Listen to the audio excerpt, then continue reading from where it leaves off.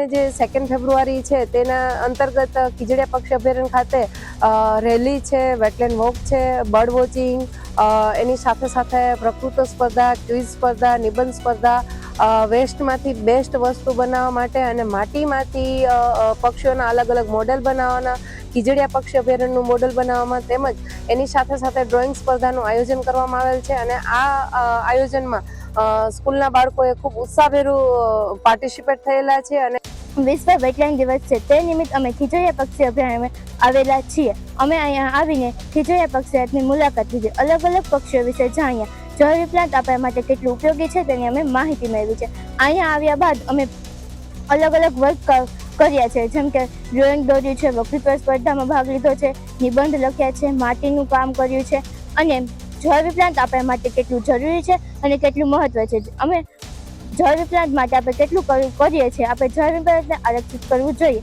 આપણે દરેક વ્યક્તિએ જાગૃત રહેવું જોઈએ કે જળ વિપ્લાન્ટ વગર આપણું જીવન શક્ય નથી. તેથી દરેકે જળ વિપ્લાન્ટને બચાવવાના પ્રયત્નો કરવા જોઈએ. અમારી તમામ માહિતીથી અપડેટ રહેવા માટે જોડાયેલા રહો S9 ન્યૂઝ સાથે.